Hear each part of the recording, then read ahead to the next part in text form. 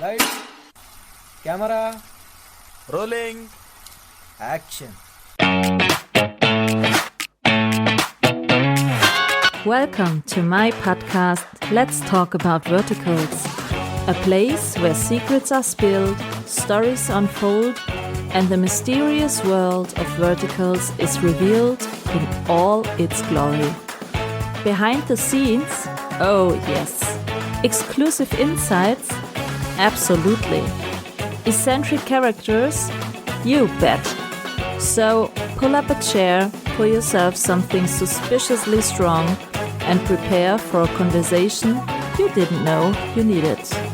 So welcome to the podcast Let's Talk About Verticals. And now, let's talk.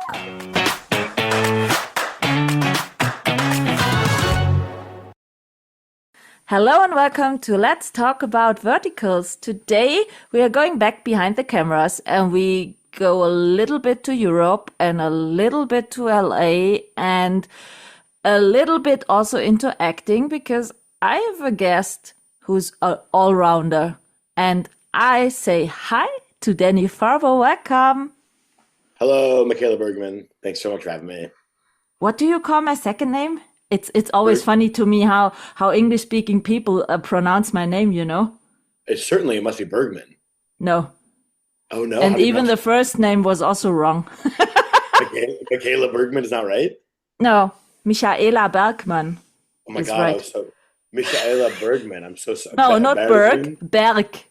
Berg. The German one said Berg. Take two. And Action. hello, Michaela Bergman. So nice to meet you and be on your show. I'm fine with that.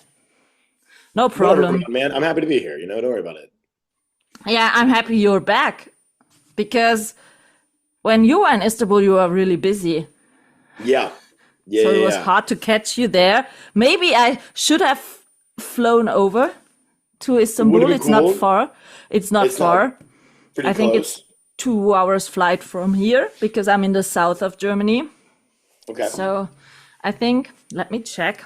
I will check. But I think it's not far to Istanbul. And I've never been in Istanbul. I know it's a 1 hour time zone difference. That much I do know.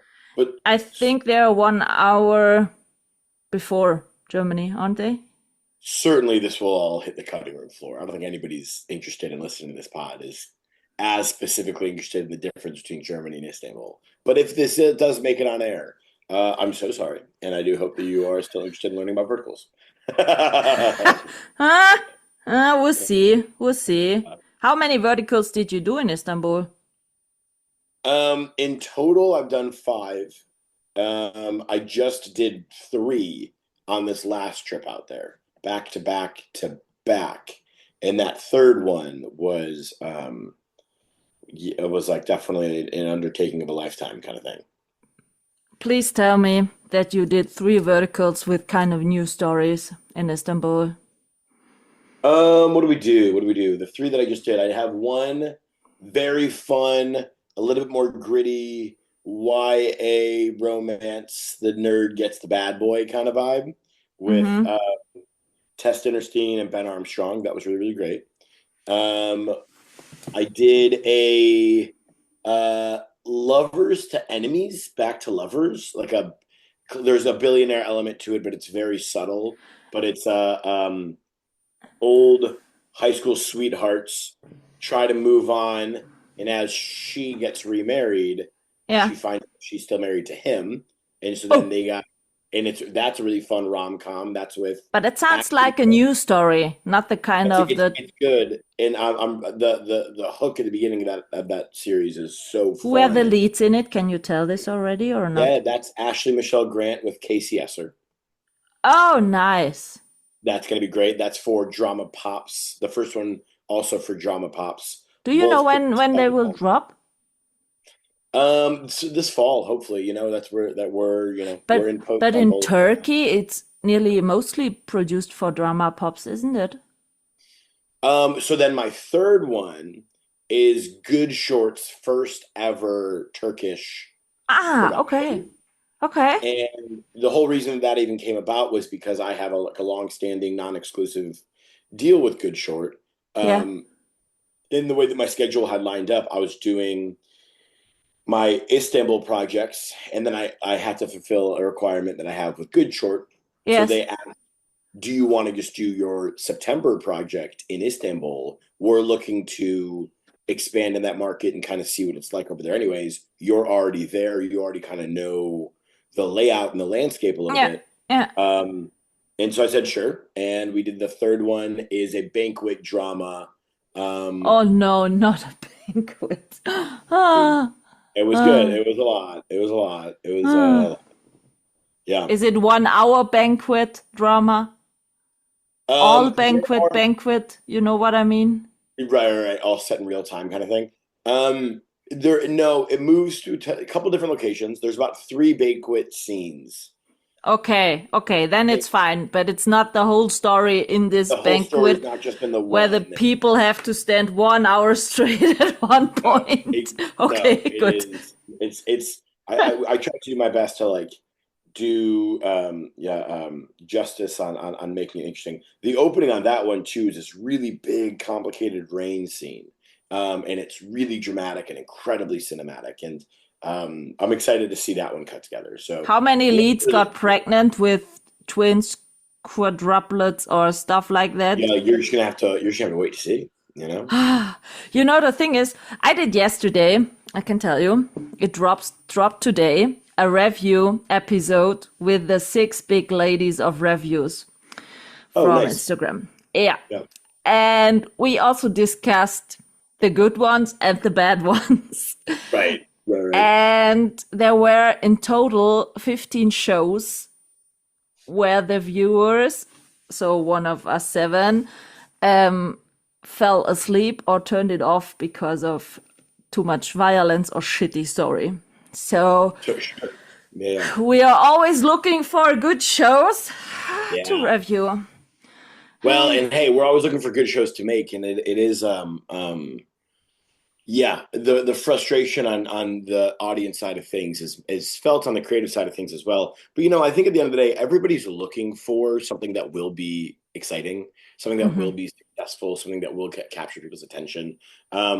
And oftentimes too, as I'm in pre-production and I'm going through the script and I'm working with the writers and the company and the cast and the producers, the things that we're doing is like, okay, what is an audience going to respond well to? What works for this world? What does this story need or not need? And oftentimes what you guys are seeing is even still after all of these conversations. So you gotta recognize, sometimes it's like, where did the thing start? And it took so many meetings just to get it to here. We all want it to be here, but it's still just to even push it a little bit more. Yeah, I think it's a process. It's a process. I think a lot of it too is like metric measured. So the data analytics are like, hey, we know that this will be, but then it's like, I don't know that that's always true or makes the most sense. So at the end of the day, I'm just making the movies and they're telling me what to make. You were at Verticon. So how was it to talk to the fans directly there, to get their reviews directly face to face, open, honest, I think, and stuff? It was awesome. I mean, I feel like I didn't meet, a ton of criticism, which was always kind of like a thing that we worry about when we're making these, some of the more like graphic projects as well. But Verticon was great. Donnell, everybody that ran that convention put their all into it, and I'm excited to see like what next year is going to bring and how that will even amplify and kind of go further in the right direction. But it was great to meet the fans and to chit chat and talk verticals and see some of my vertical friends that I don't really get to see when I'm working, and it was a much more calm environment to see everybody, which is always a blessing. Yeah. For me it was shitty. I cannot go there because I roundabout would have needed 5,000 euros to go there. Flight, hotel, entrance, fee, everything stuff. So for the European market and also a lot of Asian fans and India and wherever, it's impossible to go to Verticon.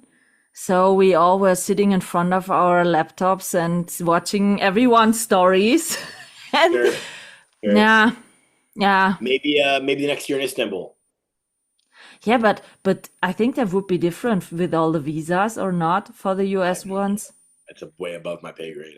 I think it's so, if I would win the lottery, we have in Europe there is a European jackpot with round about 100 million euros in it. Wow. If I would win this, I will fly all over.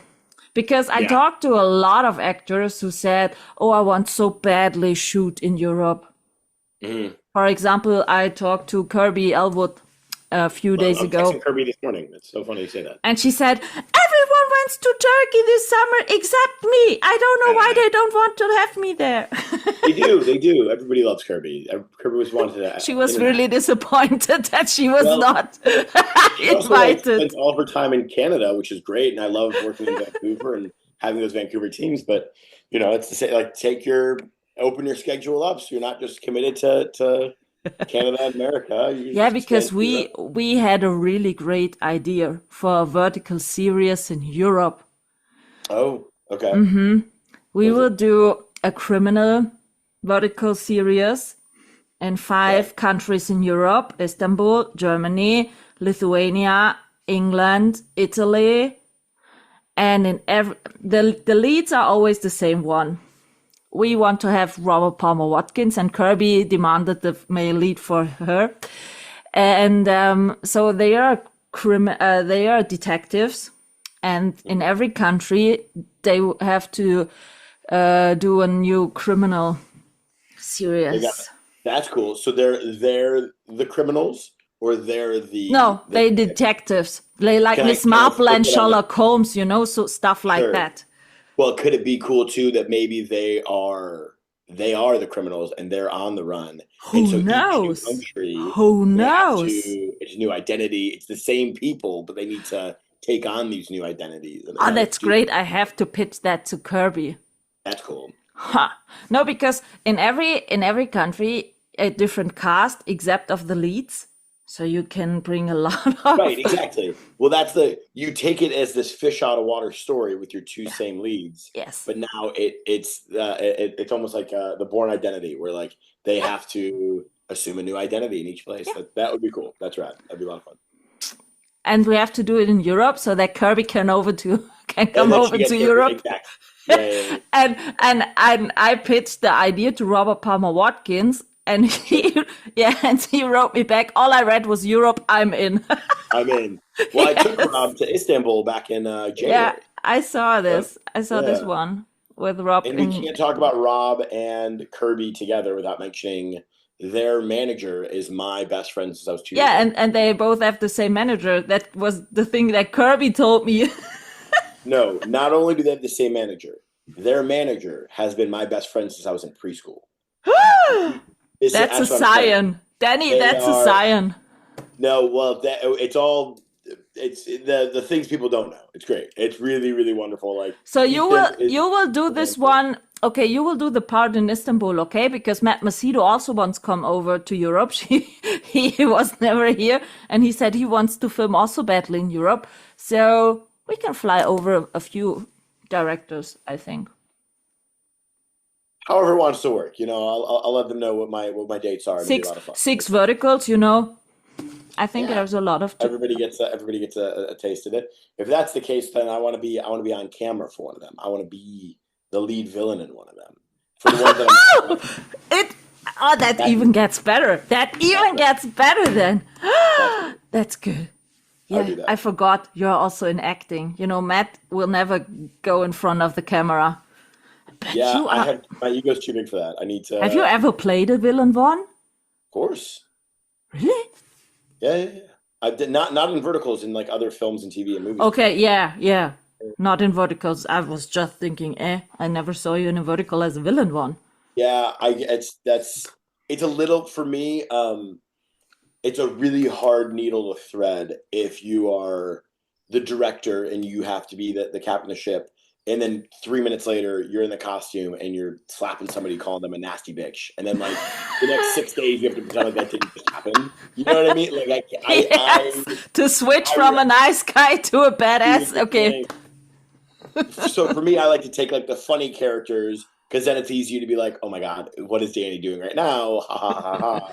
Or like the quick small roles in and out, whatever. But something with like a little bit more substance and substance is challenging, given not only like wearing multiple hats at once and kind of directing while acting and all that presents a lot of challenges, but it's the socio impact of like, okay, this is a person of authority who also now has to kiss the female lead. Like it's like all of that is just like things of like no. I'm gonna keep those very separate. Crosses lines that doesn't work out. It's just not a thing that I'm interested in looking at.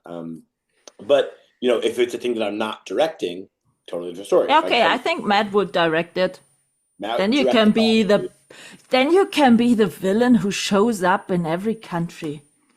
That's what I'm saying. And then the ones that I direct in that country too, we'll figure out scheduling on that. It'll be great. The idea gets even better. I'm not sure if I can publish this in the podcast, because otherwise maybe the idea would be stolen. No, put it out there. Let it happen. Manifest it. Here's my crystal. Manifest it, and it will happen. Put it out in the world. No, but because that would be. I'm sure we could also do a vertical in France, because France is really nice in the areas. Yeah, I don't know the production footprint. I've been talking to a couple companies about filming in Paris and then filming in Marseille, and like what that might look like to film in the South versus just Paris. And I think the production culture out there would be maybe the first hurdle. But if they're down to do it, I'm sure it's like in Germany. Yeah, I don't think they'd want an American director, to be honest. And if they would, more than happy to go. When I first went to Istanbul, I didn't know any Turkish. I didn't know the language at all. I didn't know the customs or the community. Yeah, the culture there. Yeah. And I was so embraced and so welcomed. And so it gave me room to learn the language, to be obsessed with the culture, to really like love the people. And it was such a positive experience. I walked away from Istanbul. I can speak, like I would have full conversations with my DP, with our ADs in Turkish. Like it was really, really a profound, substantial experience where like that is a production city where like I just understand the people. I understand like how the mentality. I understand the limitations. I understand the strengths, and how to best utilize the resources that are available to us with a culture, with the people that so desperately also want to make really cool stuff. What makes it different filming in, for example, Istanbul? Did you ever film in another European country? Not Verticals? yet. Verticals, not yet. Just Istanbul in Europe, and Istanbul, Vancouver, Los Angeles. I have a couple things that are like maybe in December. I have a couple things that are maybe for 2026. Where it shakes out, but right now. When was your first time in Istanbul? This year in January, the one, or what? January this year, yeah. And how did you get to Istanbul? What was the initial to film there? So our lovely, beautiful JC Ann in the vertical space. She's a good friend. We've done a couple verticals here together in LA, and then we just became like friends, like buddies off set. Like we were, like we just really clicked. And so, while she was going to Lithuania in Istanbul, she had brought my name up to the Drama Pops folks. Okay. Then I interviewed with Berkay and Amuch, who's the head of Palm Film, who's one of the vendors for Drama Pops. And it was great. Like we hit it off immediately. They saw my previous work. Our conversation was seemed to be, like we had a similar direction in which we wanted to start to take verticals. And then a couple of weeks later, I was on a plane. I remember I was in the middle of doing adopting her past with Fumero Films for shorts, which was Eric Yamet, Alexa Reddy, Bradley Schatz, Eric Ruff, Jolene Anderson. Really, really fun cast. Really great story. Jones was in there too. as we're shooting Adopting Her Past in LA, I had the contract from the dudes in Istanbul, and it's 15 pages long, and I'm in the middle of setups. I remember it was Alexa Reddy was about to kiss Bradley Shots, and there's a photo somewhere on my Instagram of like her like not leaning in properly, whatever. So I like have to like we cut. I'm kind of like I'm showing her. I'm like, and I grab Bradley by the jacket, and I like lean in. I like you got to lean in this way, and that's what thing. And somebody took a little BTS of just like that moment, and then as I get back to my director monitor, my phone, I'm on page 3 of 15 for this Istanbul Turkish contract, and I'm looking at myself, and I'm like, okay, so I got to read this contract because I think I'm going to go to Istanbul as soon as this project wraps, and then I got to make sure she hits her mark, and I make sure he's got to stay out of her light, and blah blah blah blah blah. And my brain is going like multifunctional. I think the ADHD has got to help. It is a superpower in this industry. What makes it different filming in Istanbul than in the US, for example? The production scope is bigger in Istanbul for sure. Like we'll have like bigger crews, for sure. Okay. Like with all the drivers and the extras, and I mean, 100-person sets easily. So is there more budget than in the US? I don't know that there's more budget. I just think that the money can go farther. Yeah, okay. It's not so expensive in the country. It's not, labor rates are a little bit cheaper, but then rental rates are more expensive. Okay. Or you could look at, cost of food might be a little bit cheaper, but then the cost of housing your director and your talent is expensive. So it ends up kind of evening out. But what we can do is utilize the resources. The hard thing is like in LA, you can get a great rain rig for like a pretty cheap cost. In LA and Istanbul, to get a rain rig, it's going to be a lot more expensive, but you can get 40 more background actors. So it's like, it's where do you want to spend the money? What does the story need? And how can you best satisfy that given the scope of production services and then the story you're trying to tell? Because we spoke about it in the review episode yesterday. No one of us ever saw a bad produced vertical on Drama Pops. And that's a testament to Berkai and Palm Film and Depot and Drama Pops and all the directors and producers and crew members, and that is absolutely the quality is really high. They are not dropping so many shows in a month, like for example Real Short or Drama Box or whatever. But the quality, we have the feeling that they take more time to do good quality. I think too. I feel so creatively involved on the storytelling side of things with Drama Pops that I don't find as much. Drama Box, I think, also has a really nice culture where like you can adjust the scripts to make it make sense. Drama Pops and Drama Box are places where I've had the experience where like you're able to say, yeah, but if we do this 50 pages later, this is going to get paid off in a way that makes more sense. This is more in line with the character. The mom wouldn't be upset in this moment. I don't care that the adults have to be screaming. No, the mom should be caring and compassionate. Like having those like relationships more open for changes. Yeah, it just makes for more thought out, well-rounded stories where some of these other companies are like, nope. The original version, if it was a Chinese version, they held the thing in their left hand and he slapped her with the right hand. So you better hold the thing in your left. And it's like, that's not why that was successful. That was successful because the culture around that show to this audience, that connected a little bit better. Or a myriad of other reasons. I highly doubt it was successful because he held the thing in the left hand. Right. You know what I mean? Like, what are we? How are we? I had a funny conversation with an executive recently where they were like, because I've been asked a couple times to remake American versions of Chinese verticals. And in doing so, I had like overheard part of a conversation and I translated it. And it was in Mandarin and they were saying that like, yeah, we can ask Danny to do this shot for shot, but he's just going to do what he wants to do anyways. So like, why even bother? Let him just do the things he does. Why not? I was like, honestly, I was like, cool. Like, like it's not a thing of like, I never come at it from a place like disrespect, but it's like, how can I service the story better? How can I set up for the audience better? And because because an audience isn't going to know that this was a shot-for-shot remake. An audience isn't going to want to necessarily see that either. They just Sometimes you see if it's a shot-to-shot remake, and even you can hear it because the text is so badly translated.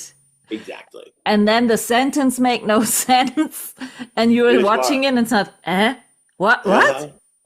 I've noticed too that like the idioms, similes, they don't always translate properly. So it's like, I'll throw the baby out with the bathwater. And so then the producer's like, well, we need a bath and a baby. And I'm like, no, it's an expression. You don't need a bath or a baby. It's just an expression. It's a phrase.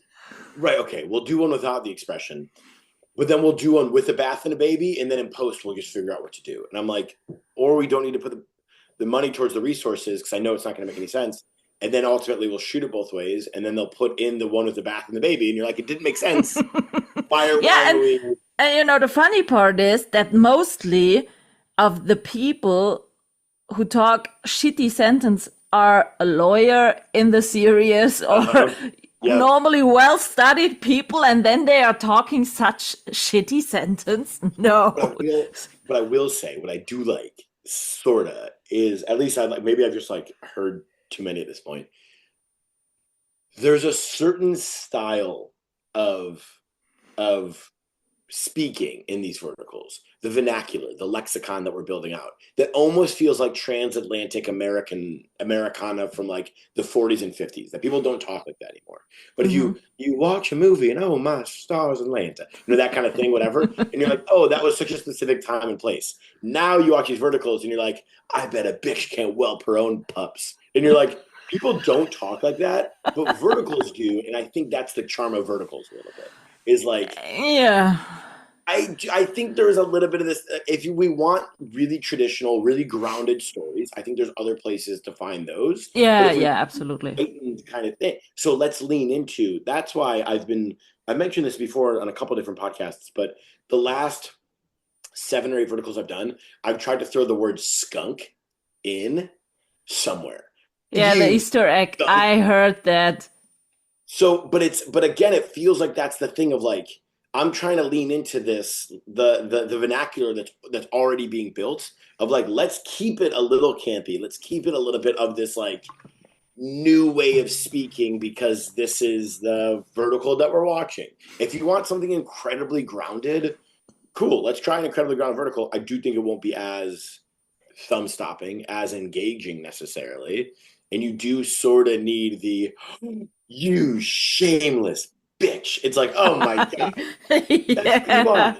That's what we're here for. It's like, you skunk. Like, I don't know. Like, is it in every vertical you did, the skunk? Ever since I got the idea in July. So it's been 4 so far. Yeah, and I'm going to do what I can. In every upcoming, so yeah. I have to I have one that I hopefully will do soon. That's a pirate one. It's in the process, and I'm trying to think of a place where how do we throw a skunk in like you old timey pirate skunk? Like I don't know. I'm not going to break an audience from the story just to add my little thing. But if it works, it's a fun thing that I like. You can put an era. A bird who said, "You're a skunk." That's hilarious. Hey, if I make this pirate one and that happens, you know that just came from this moment, okay? That's fun. You're a skunk. Why not? That's the fun thing about verticals. That's why I love verticals. It's like, fuck it, why not? So the audience would love it, I'm sure. Yeah. They would love that. When you have a pirate with the bird on his shoulder and so skunk. Yeah. Yeah. Why not? Everybody on set's gonna be like, Danny, are you doing your does that have anything to do with the story? No, fine, shut up. I'm having fun. Shut up. It's fine. Why not? Hello. Why not? You know? No. Animals are always good in verticals. Animal sells. We threw a dog in at the very last episode of this one that I did with Casey and Ashley. I think it's going to be called "Till Divorce Do Us Part." In the very, very end of it, we have our producer, like the head of the Palm Film, one of my brothers in Istanbul, his name's Umut, really like a true friend, and his dog Luna is like my one of my favorite things of Istanbul. I love Luna. Yeah, every dog in Europe is called Luna. Really? Yes, in Germany there are so many dogs 1,000 called Lunas? Luna. Yeah. Well, this Luna is wonderful and beautiful and amazing, and made it into the last episode, and it was really sweet. No, because on the criminal vertical series we talked about, Kirby will get. I have 2 black labs, Yeah, Labrador retrievers, yeah. for hunting, and they're really good in sniffing. Love it. And Kirby will get my younger black lab dog as their partner for, Awesome. sniffing around and get up some new. They say the 2 things to avoid shooting with are animals and babies, just because it's so logistically complicated. But for a scene or 2, let's do it. Yeah. The thing is, if I look at my dogs are very good trained, because I take them when I'm giving lectures at the university. I take them with me, and they're really well trained for some different other stuff to work. And I did some acting stuff too here in Germany, and one of him already joined me on a set. He was. Oh, really? He was. Yes. Yeah. Cool. He was in a movie. Yeah. He's What kind of lectures are you doing at the lecture hall? What are you doing? I'm a studied business informatics woman. Oh, that's cool. Yeah, and I'm giving lectures about the software SAP. So how did you find your way into these verticals?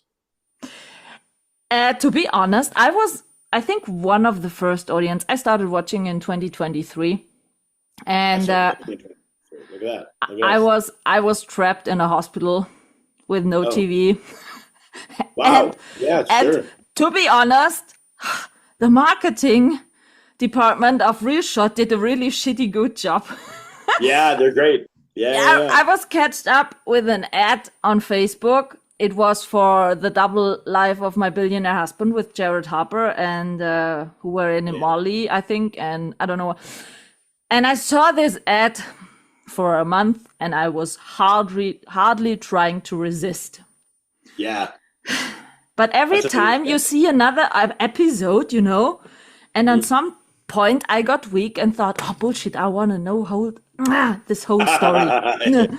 And then I got a weekly membership of ReelShort, and it was soon before Breaking the Ice was released. And the cool thing was, when I first got this membership, the weekly membership, I really watched 4 nights and days, all the series, which were released until this point. So I did a little bit of vertical marathon. Sure. Yeah.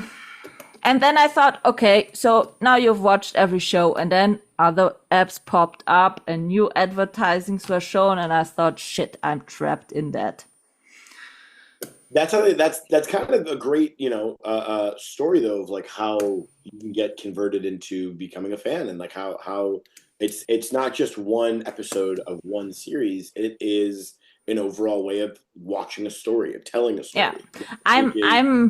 For me, it's really important. I'm not that kind of, how can I say it, nerdy fangirl who's hyping one actor, as some other person maybe does. Said, oh yeah, I love him. Oh, I love her. I want to see. No. Yeah. For me, the first priority is a good story. It's getting a bit hard in the last weeks, because when you started watching from the beginning on, a lot of stories are repeating now, and after 2-3 episodes, you know exactly how the story will go. So, and I think that's also kind of a testament to like, you can only make 30 movies a month and tell so many stories. You know what I mean? Like, it's just the same. The thing that really frustrates me, though, is, and I'm not going to blame any one company because this happens all the time, but very, very, very recently, I did a great a story that I'm super proud of. It has not been released yet, with 2 stars that I love dearly in a location that I really appreciate going to, telling a genre of vertical that I absolutely enjoy telling. I turn around, we wrap it. Everybody, this is going to be great. This is going to be great. We love it. 3 weeks later, those 2 leads are with that same company doing the exact same story and a similar thing to the same genre. And immediately what it does, it dilutes the thing that we just did together. Yeah, It says, absolutely. hey, this whole special thing that we all feel really good about. The reason that they want to do it together, those 2 again, is because the first one was so special. Let's let the first one come out. Let's make that happen. Because then as soon as it gets released, nobody's going to look at it again after the second one comes out now with the exact same Exactly. And the thing is, sometimes there was a story with 30 Years Frozen. I don't know the exact Yeah, that title. came out like 4 times of it, but with different apps and different cast. Yeah, but with only 2 or 3 days apart releasing days. Mm-hmm. What kind of shit? You look at that too. Hollywood's been doing that forever. Look at Armageddon and Deep Impact. Look at like for always. It's always been the Bugs Life and Ants. That's just a thing that it's A/B testing. They're doing it on $400 million scales. We're doing it on the tiny scales. But no, it's annoying because it's like, remember the thing that we just did? Well, somebody else also just did it, and maybe they did it better, or maybe their casting was stronger, or maybe they decided to go left when you thought it'd be interesting to go right. And so it makes this the art of the experience very commercially processed, which is what I don't know if we're making art, if we're making commerce, but I'm happy. Yeah, but what do you think? How you can avoid something like this, or resolve such a problem? It's slowing down with your storytelling. It's not being not oversaturating the space as deep as we are. Mm-hmm. I think that the name of the game on a business perspective, though, is like spend. Let's grow our audience to as big as possible, and then we can tell less stories at more higher rates. Increase the price of the thing, tell less stories, and it's like, wow. It's the Uber approach. That's what Uber did to drive out taxis. They're going to be everywhere and they're going to be cheap. Now there's going to be no more taxis. Now it's $50 an Uber, and you're like, so it's just that's what's happening, but to TV with these verticals. And like, I think that while it is incredibly exciting and it's the new expanse to it, I've had a lot of meetings in the week that I've been back to LA with like big Hollywood industry professionals at like these studios and executives that are picking my brain about what we're doing, what we're making, and how they can get involved. And as soon as Hollywood gets involved, then it's going to be like this is Gen 1. We're wrapping up Gen 1 of what verticals yeah, absolutely. It's still at the beginning. Yeah, we're about to enter Gen 2 of verticals, and I'm really curious to see like what that does, and how that's going to make things feel. At the end of the day, you're still trying to make a movie in 7 days. That's never going to be easy. It's always going to be hard. It's always going to be flawed, and there's going to be tiny little mistakes that make it into the final edit and all these things, whatever. When you put more attention to the thing, but you don't want to spend more money making it, I don't really see how that's a recipe for success. I think that's like a lot like, hey, these things are fun and special because they're fun and special.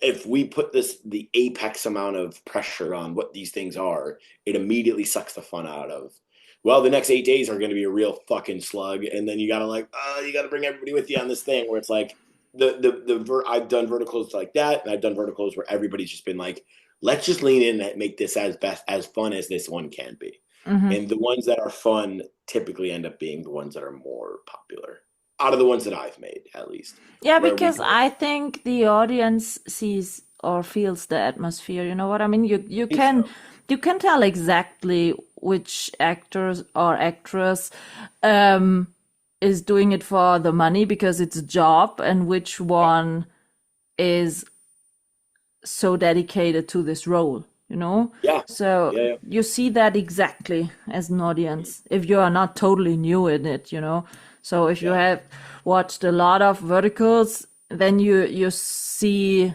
who's doing it because of the money, who's doing it because of the passion of acting or stuff like that. You see this exactly.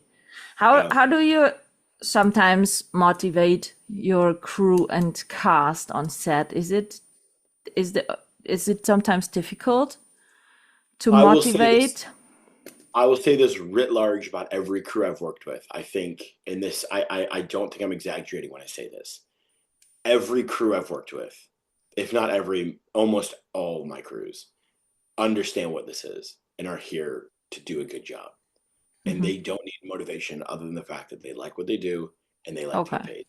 And they're here for the money. And they're here to make the thing look good, but I never have a problem motivating crew. That's why I love crew, man. I might be an actor as well, but I'm a set rat till I die. I'm channel one, I'm production baby. That's my shit.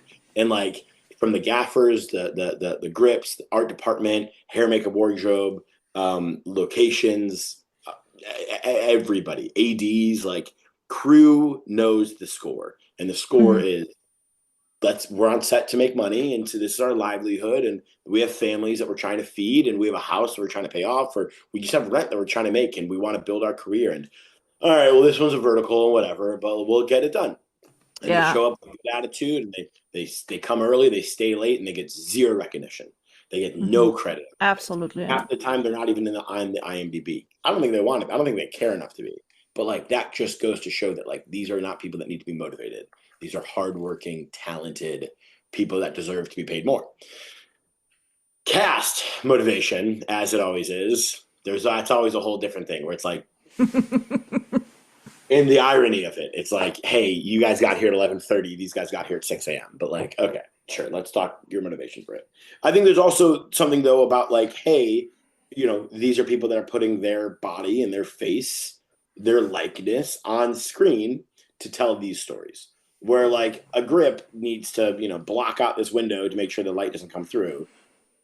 Doesn't matter as much as, in terms of like the mental impact of what being in a scene where you walk in on your brother sleeping with your mother is going to do. You know what I mean? Like, so I think to motivate cast can be complicated because if I myself am also not motivated, then we have to find a way to like really care about like what we're doing here in this moment, even though this story makes no sense. And we've been saying since day one that he shouldn't get with her because it makes everybody else unlikable. Like, but at a certain point in time, it's like, this is the job.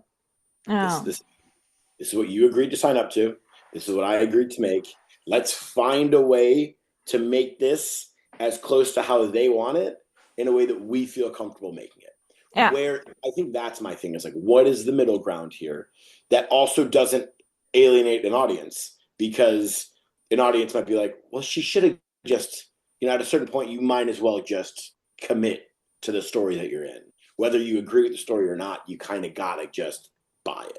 Yeah. And if you don't buy it, an audience will never buy it. So it's a lot. It's a lot of like, circumstantial and also too, it's like, where are you coming into work that morning? What happened last night in your personal life? Are you in the middle of a crazy move? Are you breaking up with a partner? All these things. And then you got to like mitigate that. You got to say, okay, for this scene, is private, job is job. And also now you need the person that you spent the last 80 pages telling you they love you is going to slap you. Action. Sorry. Yeah. What was your thoughts after doing your first vertical? Did you thought, what the heck was that? Or, oh, hell yeah, I want to do this more? It was so funny. It was like, my first thought after was like, this was so fun. Oh my God, what did we just do? This is crazy. It was October of 2023. It was a 78-page script or something. What was your first vertical you directed? It was Love by Contract on Good Short with Noah Friendly and Rachel Coops. I know. Yeah. It was, and I had no idea what a vertical was. I never watched a vertical. I had no time and prep to get any real sense as to what we were making. All I knew is we were telling a movie, and the cameras were going to be vertical. And I was like, And okay. you have 12 days. And no, I had it was like 7 days, and it was like ready to go. Okay, so directly in the short versions. Exactly. And I had I don't know, maybe a week of prep, and that was it. And so I didn't have enough time to be worried or scared or nervous. I just was like, go. Okay, here's what it is. And then I remember by lunch of day day one, where I was like, okay, I think I know what we're doing. And I remember by day 3, I was starting to there was this one moment in particular. It's so specific, and this isn't really your question, and I apologize, but No, it's fine.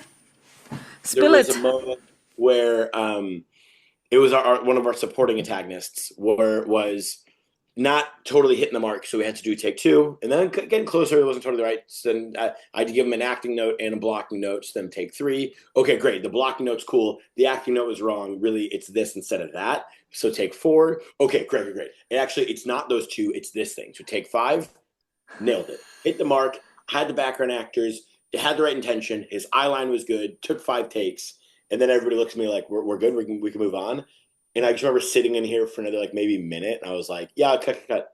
And I was like, if I move on now, I have to figure out what the next shot is. And I need to keep running the train forward. Or I can just do this one more time because I finally know what it is. And I have it. I don't need to do it again. But I need to give myself a break in this moment. And I was like, we'll take it one more time for safety. Backup. Just a backup. Just a backup, just another thing. And he does it, and it was fine, and it was whatever. And then we moved on, and that had given me a little bit of a reprieve in that 45 seconds to mentally pull myself back up and be like, all right, we're turning the world. We're going to look over here. You got to come in from over there. I need no light coming in from over here. And you got to be sad about it because what just happened. And it was that moment on the first movie where I was like, I truly felt like I only had gotten my bearings after getting it was it doesn't come out of the box just ready. Yeah. You have to set it up.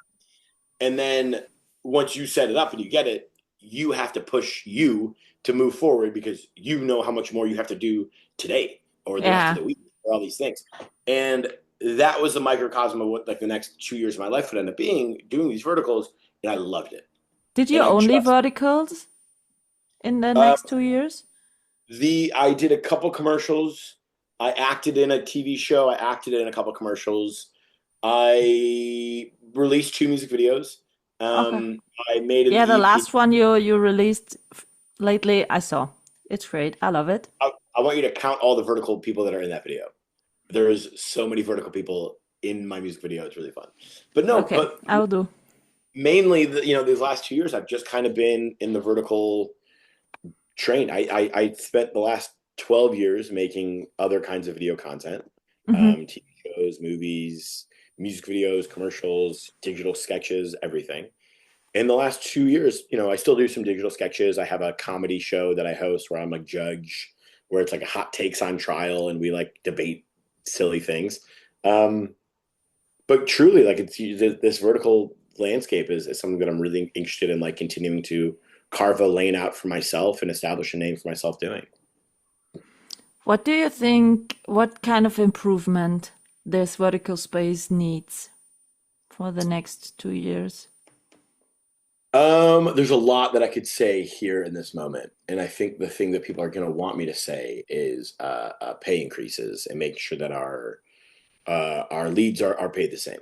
I think that is a problem writ large. I think also myself being in a position of setting my rate as a director, I'd love to see my crew get paid more. I would love to see equity and back end on the viewership as creatives on these things. I'd love to see our cinematographers get some back end. So the writers get back end, the actors get back end, myself as a director, the producers get back end.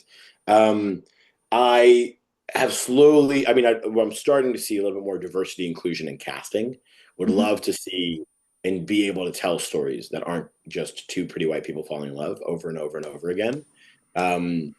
I think that truthfully, the next foray in verticals, I think, is going to be trying to expand it to a male audience as well, reaching out to tell those stories and see what that looks like, and What do you think? What kind of stories would be interesting for male audience?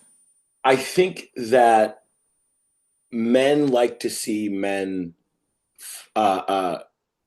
struggle and then overcome.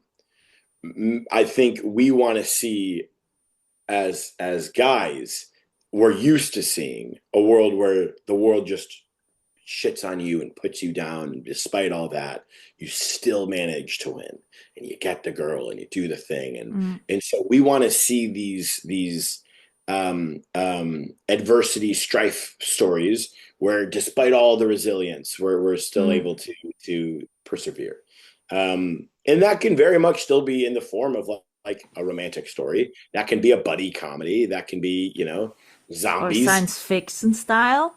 Everything, you know what I mean? So I know that we're gonna start leaning towards that a little bit more as like a collective, but I would love to see, understanding that I'm speaking from a place of privilege where I do make a set my rate and only take the jobs that are going to match my rate. I do want to see everybody else start to get fed equally. You know what I mean? Like, there's a world where these companies are making enough money.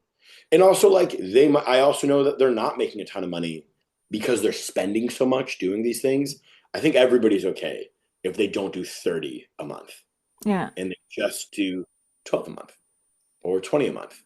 There might be less jobs, but the jobs there are going to be better paid. Yeah. And the audience is going to be more satiated towards that. So I don't know. I think that for me is like, a couple of different directions I'd like for this to go. And I do think that, like, my female leads deserve equal pay as our male leads.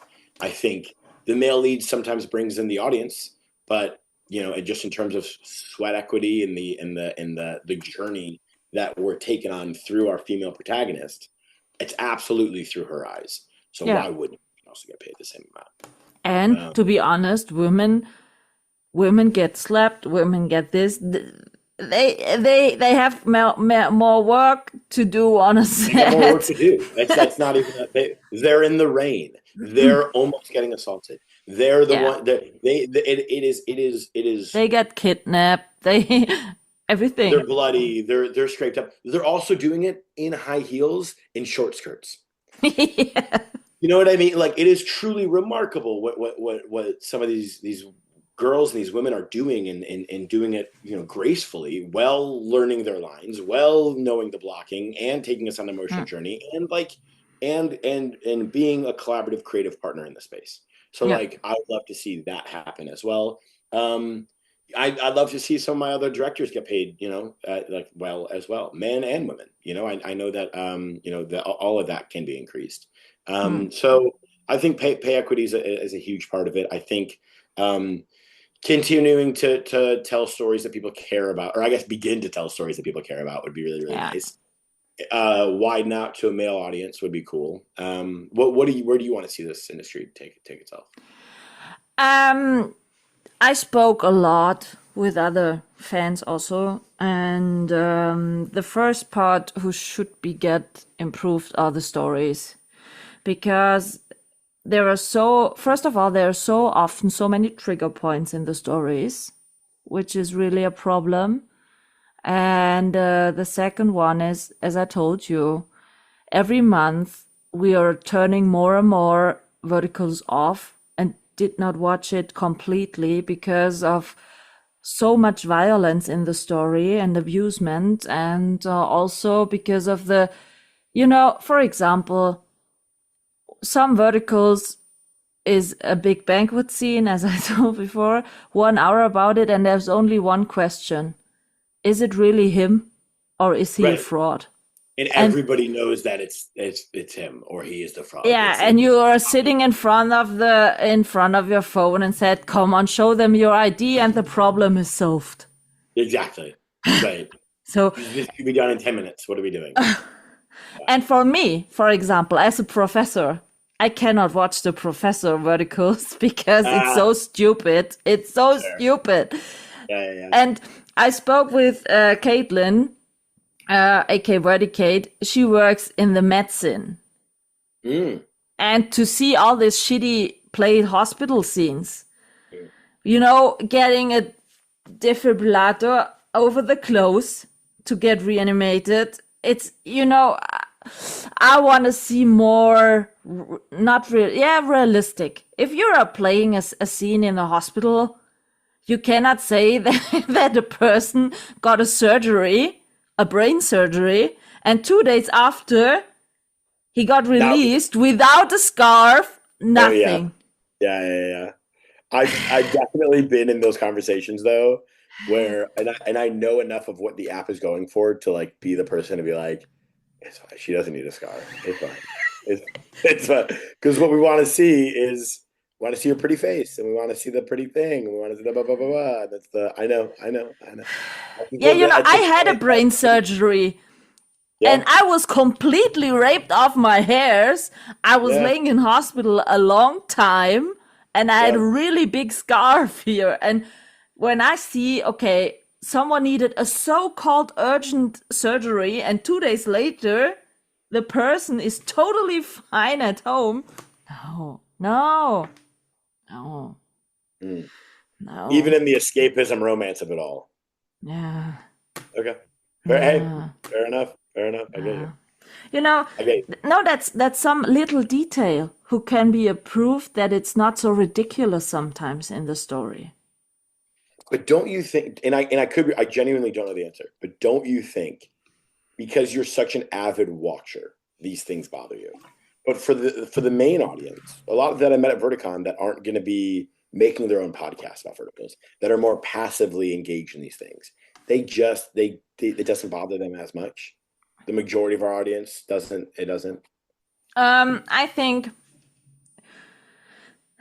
a lot of fans get bored of some kind.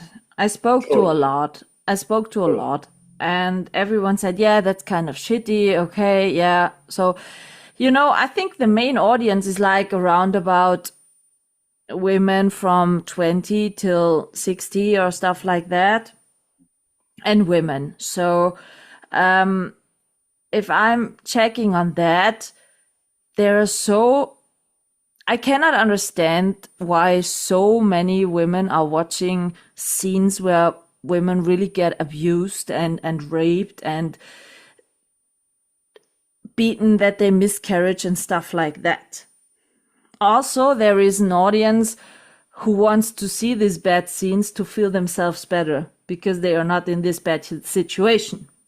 For me, the thing is, when I'm watching verticals, I really want to be entertained. A little bit of Cinderella story, a little bit of fairy tale, all nice.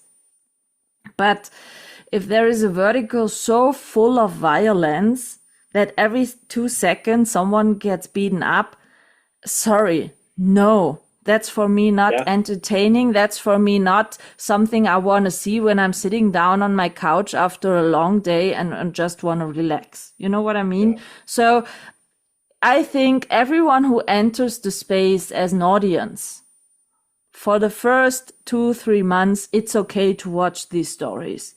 But if you see it in every vertical, and there's no variety in the vertical stories itself, it really starts to annoy you latest after 6th month, stuff like that. And keep saying stuff like that, because that's going to be the stuff that's going to help get it changed. And it's like having the audience respond to that is the thing that's going to make that change more than anything. Yeah, so that was the reason why I said, okay, I'm doing this podcast. Now I have a private podcast, no, a German podcast. It's not private, it's a German podcast for 4 years now. And for me, it was a way to speak up because, and that's the reason why I wanted to talk to directors, also to crew members, also to the fans, to get this whole picture of the verticals. Because as you told me, or I talked to Molly Anderson, and she told me already she's totally pissed that even if a vertical is hitting 100 million views and the company makes a holy shit bunch of money out of it, she only get paid once, exactly that, what she's in the contract for beginning before the filming. And even if the vertical is sold to 2-3 different platforms, they only get paid once. That's exactly what I'm talking about. Yeah, and so I think that's some points that, for example, the fans didn't know. Yeah. So, and the other thing is that when I'm talking to fans, we are talking about stuff you didn't know as a director or you didn't know as an actor. Because when I talked to others and said, listen, I have at the moment 49 apps on my handy, they all said, what?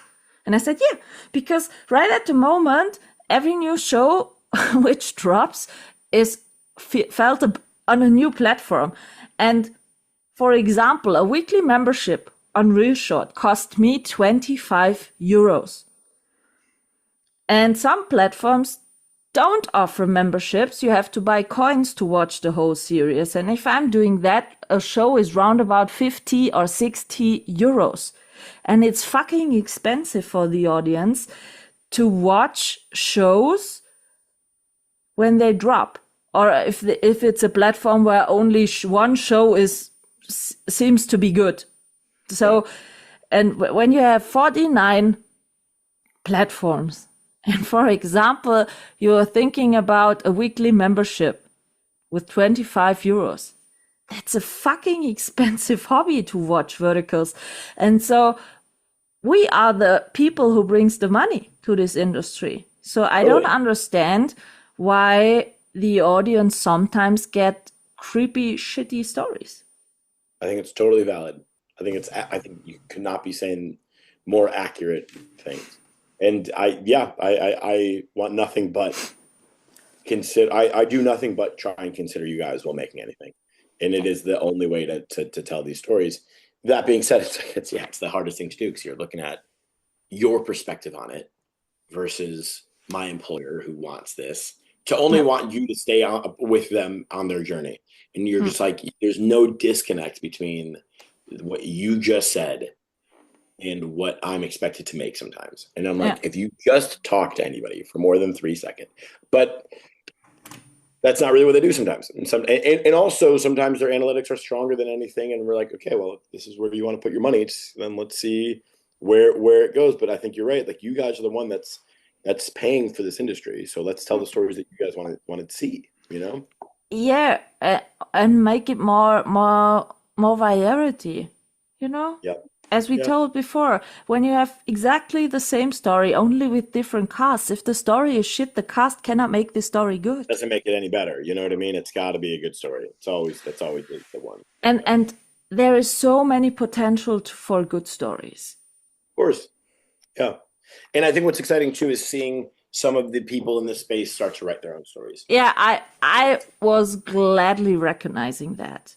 Yeah. Also that more and more actors get into writing, so they also know the different or the both sides of the story, then how it works to do that. And so I'm hoping that we are getting better in the next year. I don't know in which way. I think so. I think coming into 2026, we're going to see a lot of change. I think it's going to be really exciting. I think it's going to move the industry forward.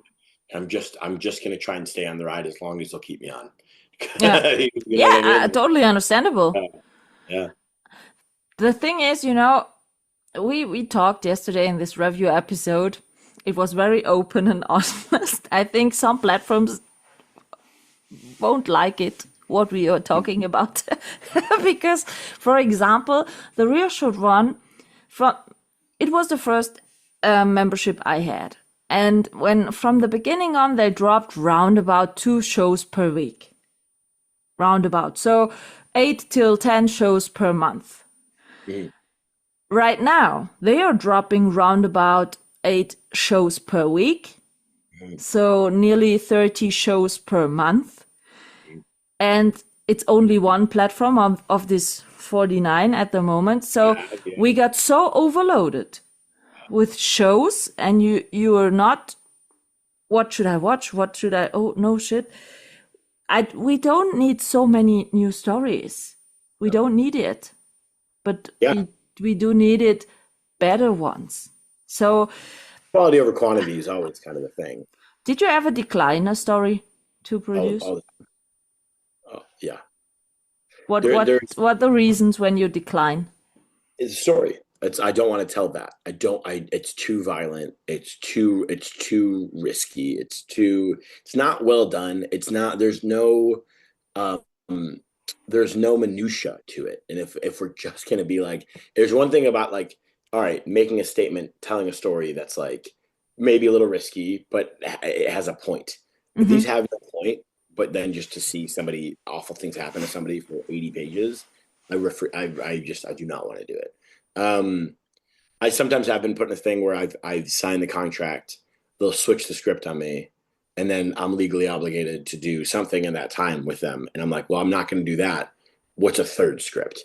And the third script is the lesser of three evils, and you're like, is this the goal the whole time? Where you want to just use you're gonna now It was all planned tactic. yeah, and like that also feels like shady, and I don't like that. There was one recently that came to me that was like, it also just was so complicated. Where I was like, you want to do this in 8 days? This at least takes 3 months to make. This is like a traditional. They used to make movies in 10 months, and then 3 months became the new standard. Like, you want to do this in 8 days? This is too big of a story. That happens sometimes too. Okay. There's one recently came to me where like it dealt with like mental disability, and then like she gets beat to an inch of her life, and then becomes like mentally Oh, challenged. holy. But then halfway through, she regains her intelligence, but has to fake like she doesn't have it again. And I was like, guys, please tell me that you see how absolutely inappropriate and absurd this is. You really want me to make this? I don't want to make this. Please do not make me make this. And they're like, but the original version did really, really well. And I was like, I don't think that that's going to translate to a Western audience. I don't know Ah, how this worked initially, but what I'm seeing here is incredibly offensive and also just not something I want to put any energy into making yeah. on 90 pages. I think I had 103 notes. I shouldn't have more notes than pages on a thing.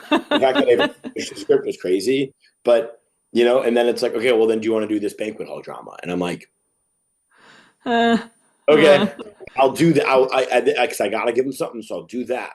But uh, I won't do the other. It's like, pick your it's a battles, I suppose. compromise. Compromise and like, Yeah. and then with the banquet hall drama, well, okay, let's do it as fun as we can. Okay, it's gonna get a little violent. Okay, let's lean into the little bit of the violence here because we're A hearing little this. bit of violence is totally fine, but not even if a show is around about 1 hour and every 2 seconds or every 2 minutes someone's getting beaten up, it's shitty. 100%. So like, and it feels weird for us making it. You know what I mean? Like, so I try to avoid those as best as I can. Hopefully. I'm very thankful for that, Danny. Hey, Yeah, we'll I'm see. thankful for a job, and I'm thankful to also try and start to become like a voice for people in the space that like are looking to see change. I'm trying to do what I can to like be that beacon if possible. I'm very excited if there will ever be a vertical shooting in Germany, because in Germany the verticals are not very common at the moment. I think if I've this markets will rise up in Europe more for the yeah. audience, there will be a big future for the verticals, because I have the feeling that the European market is not hit very big at the moment. No, but there's platforms like Candy Jar and My Drama and Drama Pops that are like starting to build in the European space. So we'll see kind of what happens. I know that Drama Pops is going to start doing Turkish verticals, like in Turkish. Oh, okay. So like, you know what I mean? Like, great. Let's see what this does in other languages and how that feels and how that translates. Uh, So uh. For example, I can watch the Asian verticals. no, No, because it's very difficult with the native language is Chinese Mm. to watch, and then you have totally to read the subtitles to get the story, and that's really exhausting. And for me it's totally exhausting to listen 1 hour to a Chinese speak. Sorry, but it's really hard. Well, it definitely. I do appreciate international cinema, and I can get over the threshold of entry is just reading a subtitle. But I do think that the nuance is lost for sure when you're especially with these verticals where like nuance is so right at the surface. Hmm. You know what I mean? It's either you get it or you don't. And like when you Hmm. don't, you can't connect with the expressions. You can't express with the the phrases, the inside cultural Yeah. jokes. Yeah. The reason that something might be embarrassing in one country is not embarrassing in another country. Like all of that is, doesn't lend itself to translate super easily. And to be honest, the Chinese actors are always so thin, childish looking a little bit. They all look so young. For me, it's hard to believe a Chinese CEO billionaire. It's like which- 23. Yes. Yeah. And That's very thin and small one, if you compare it to example for Cayman Cardiff or Right. someone, Right. I would prefer always the American CEO. Yeah. Absolutely, because it's more believable to me than seeing this. I don't know. Hey, that's your own preference to it. I cannot connect to this story if the actor is not kind of believable. That's fair. You got to make sure the casting's right on it, and I think for that audience it makes more sense. But yeah, for Absolutely. I think in Chinese they are doing well, but for the European culture or even for the US, I think it doesn't I did work. a vertical in Canada, and our beefy billionaire was also kind of like that, like big hockey star kind of vibe, and I was like, this doesn't feel billionaire at all to me, but I like what we're doing here. You know what I mean? Yeah. Like, Yeah. The thing is, when there is a scene where the man hugs his wife or girlfriend or whatever, and if the man is so thin like the wife exactly, doesn't work as well. That's fair. Hey, to each their own. Everybody's got a preference. I'm a Chicago Midwestern boy. I give lumberjack kind of vibes. That's all I know. That's the whole. Yeah, that's good. But the thing is, I hope that they're getting a bit more European stuff in it. I like the American ones.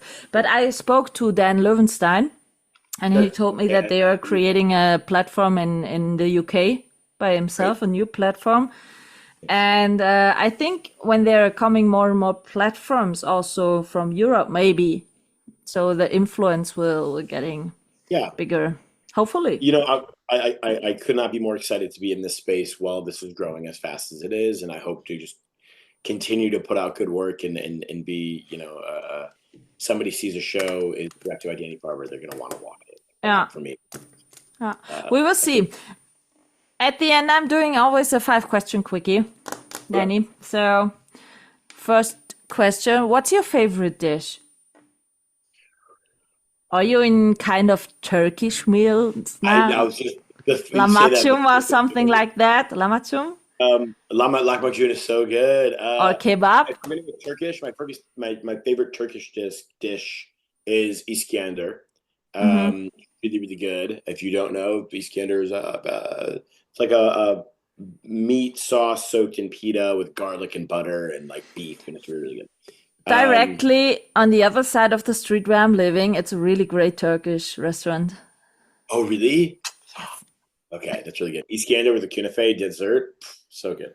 And then in the States, I'm gonna say ain't nothing better than a little bit of thin slice pepperoni pizza.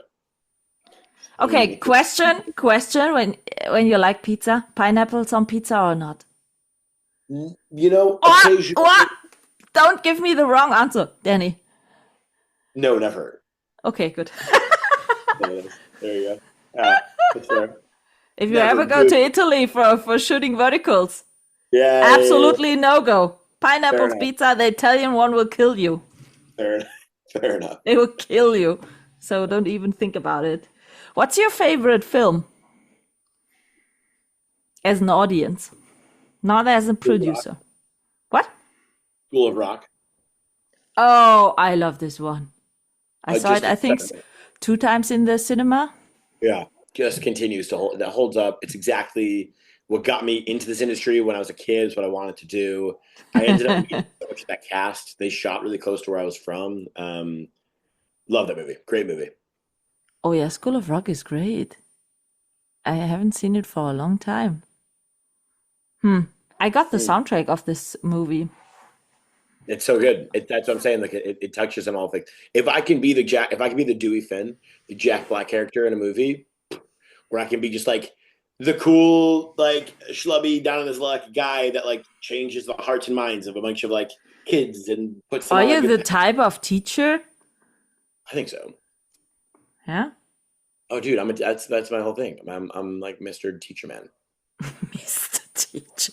Hey, Yeah, maybe dude. you should do a professor vertical as a. I'm not trying to be sexy with it. I'm trying to be fun No? and like Okay. relatable. What's your favorite song? What puts you in a good mood? It's not my favorite song, but it will recently. There's a Canadian group called Dwayne Gretzky, and they have a Dwayne cover of Gretzky. "You Can Call Me Al" by Paul Simon. Dwayne Gretzky. Where did I hear that? Wayne Gretzky's a hockey player, and then Ha! Dwayne Gretzky. Ah, Yeah, okay. this is like Okay, the you got it. pun of it is Dwayne Gretzky, and they have this cover of "You Can Call Me Al" by Paul Simon. Uh-huh. Call me Al. It's 4.5 minutes of the happiest you'll feel all day, because it's like a 16-piece band in this like Canadian basement that's absolutely crushing it. Okay, I don't know I have who these I guys have to are, Google check this. my I'm algorithm. always looking for music who puts you in a good mood. But also, you know that Danny Farber just released a new music video for "Baby, Baby, Baby, Baby" with a lot Danny of Farber, I heard about him. Who is Yeah. it? He's pretty good. He's got fun. He's Did like a I know Mumford and him? Sons dude. Yeah, kind of. You parasocially through the internet, definitely. You kind of. You know, in the Europe, we are not so. Yeah. Yeah, so. You know, I'm recording a new song next week. A good Do I- mood song? You want to hear it? Do I play it? No, it's wild. It would hurt. You can do it. I'm totally open it. Hello? If you ever want to play, Danny, listen. I didn't tell you. I'm doing every year in my garden, I have a project called Michaela Soundgarden, because I have a 1,000 square feet garden, and I'm hosting, every year a concert in my garden. And this year it was a musician from England, and I also already had a duo from San Francisco. Really? And I'm hosting it. I'll send you a link. I'm hosting it in my big garden with a great finger food, around about 100 people audience. Oh, Unplugged. wait, I want to go. How do I play it? How can I play it? Unplugged. Yeah. I played Unplugged. And next year it's the 10th episode. So maybe you want to join for the 10th. If the invite comes, I'm bad at refusing. It's in July. That's my birthday. When? July 1st. No, it's not. Wait, I have to check. What's the second Saturday in July? It's always in the second Saturday of July. It's wait. No, it will be on the 4th of July, because on the 11th my schedule is full. So it will be on the 4th of July next year. It's basically my birthday, dude. That's pretty cool. Okay, if you will come over, I will do it 2 weeks later. I will do it for you on the 18th of July. I would do it on my birthday. I would do it on the 4th of July. Really? not? Birthday in Germany? Why not? It's fine. It's cool. It's 31. It's not like a big birthday. It's fine. I will send you later a picture, then you can see the atmosphere. If I can play it, listen to the song. Tell me if I fit your vibe. Okay? It's okay. This is Unplugged. I love Unplugged. Only Unplugged music is real music, you know? I haven't warmed up my voice at all today.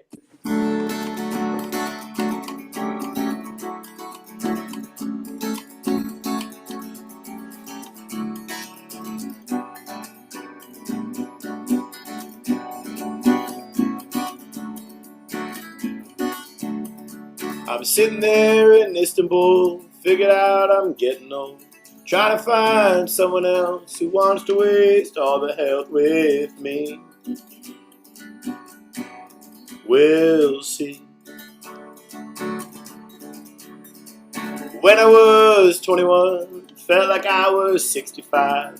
Now that I'm 34, eager for so much more for me. to be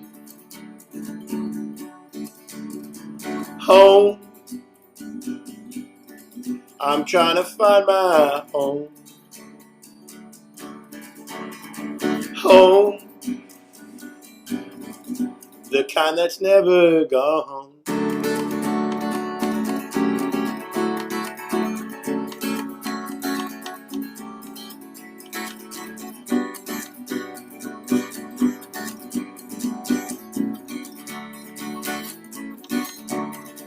Swinging from the treetops and I'm singing from the sky above. Your sunshine dances on the breeze and I never felt so in love with you. It's true. Papa said my life be bright despite chaos in my mind. But the crinkle in your smile and the freckle on your knee drives me crazy. Land, let's build upon our home. And plans, the kind that's never done.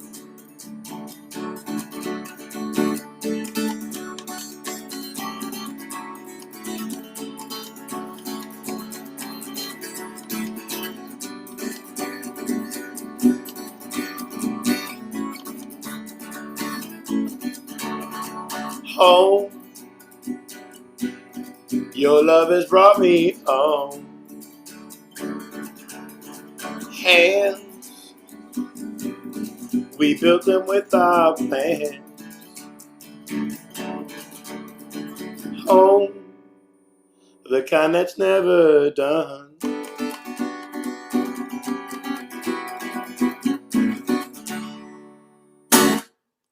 Yoo-hoo! There it is. Okay, you're booked for my Soundgarden. Okay. Well, that's called Istanbul, and I'm going to record it next week, and I'll let you know when it comes out, because I don't really know when it comes out. That's really nice. So that's now my favorite song. Okay. Ah, very sweet, very sweet. Come on now. No, I really loved your new song, Who Dropped. Thanks. I really loved it. I really appreciate That's the type of music I always prefer for my Soundgarden. So I'm grounded. Not. I don't need, as I said, only unplugged music is real music. I don't need much technique or stuff like that. Most of the actors came only with a mic and maybe a kind of subwoofer to that it's a little bit louder for the whole garden, and that's it. Nothing That's more. kind of great. Totally That's what it's true, about, you know true what I mean? music. Yeah. And then they are sitting in my garden. Everyone brings their own chair or picnic stuff like that. And I'm doing a big finger food buffet, and all the people are sitting together and have a nice evening. And then Michaela Soundgarden. The Michaela Bergman Soundgarden. Nein, Bergman, not That's what I Berg. said, Bergman. Mountain Man. Mountain Man. The Michaela Mountain Man Garden. Michaela. Yeah. No, it this kind of project, it was a stupid idea one night.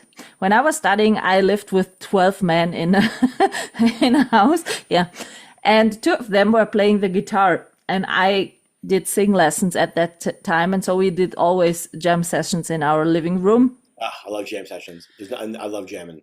And after I was finished with studying, everyone gets new jobs and moved away. And I think it was 10 years later, they visit me both with their guitars in my new home for birthday. And we did the jam session like the old times. And I said, oh God, I miss this a lot. And at that time, I lived in another apartment where I have a really big living room. And then one of them said, come on, let's do a sofa concert.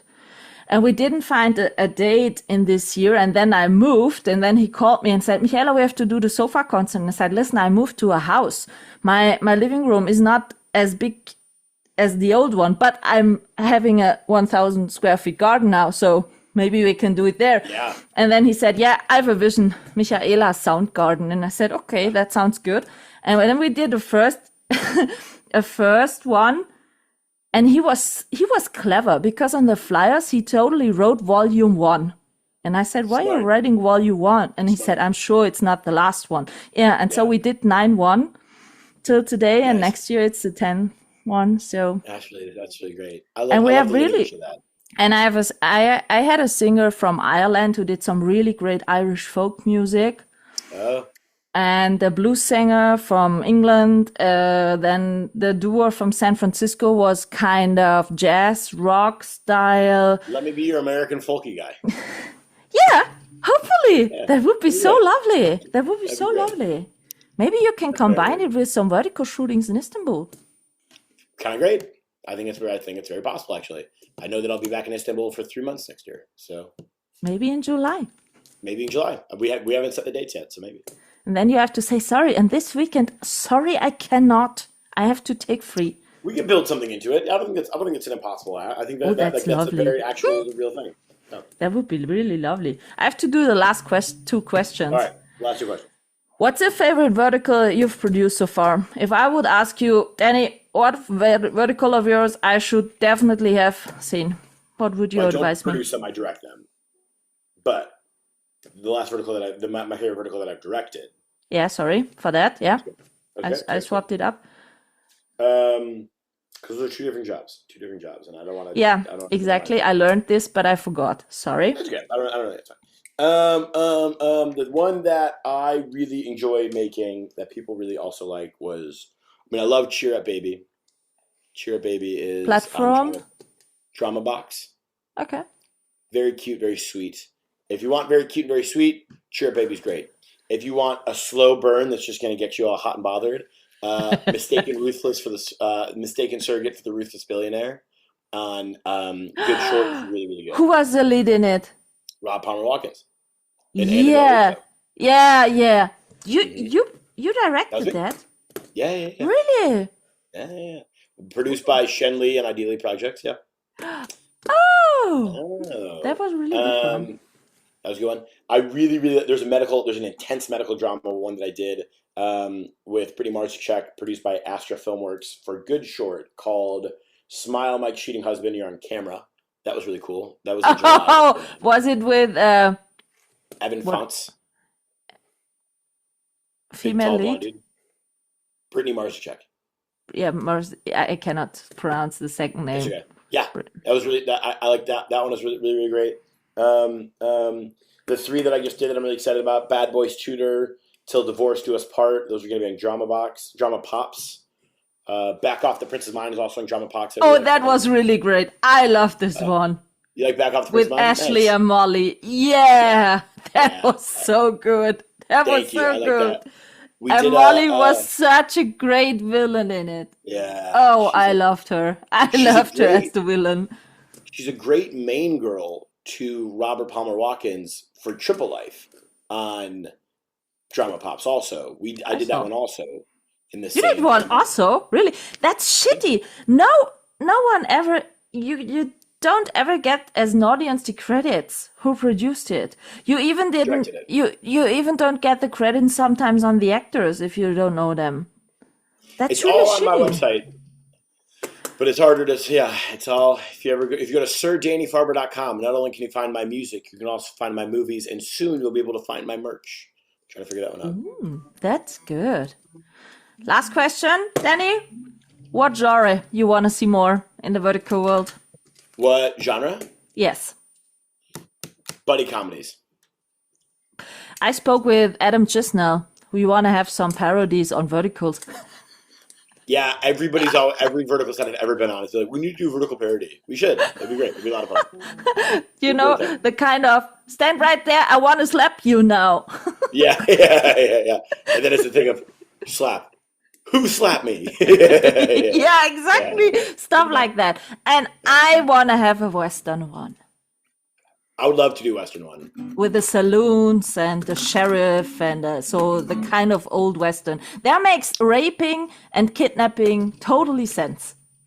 Okay, fair. Valid. I mean, time and a place, and I guess the Westerns was that time and that place. That would be so lovely. Horse riding, an old saloon stuff style, and sheriff one. Would be really, really cool. I was on a very big Western TV show as an actor, and I'd love to do that as a director. So you know a good location to film it?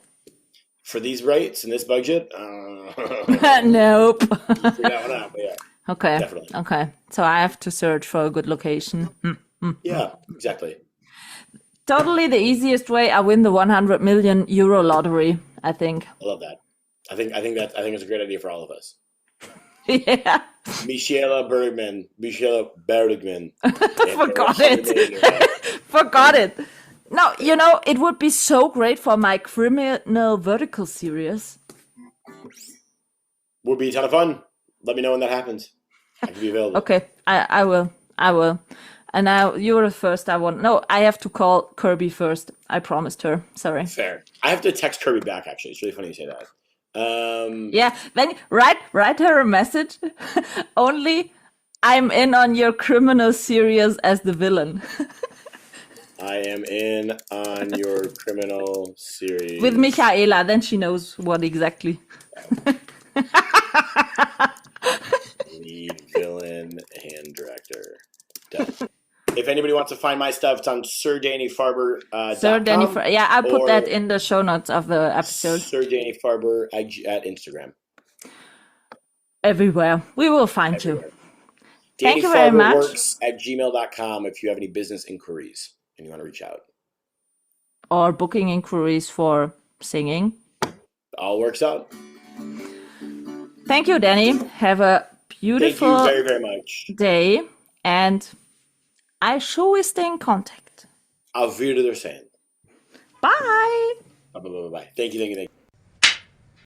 This is a wrap on this episode, and I hope you tune in again.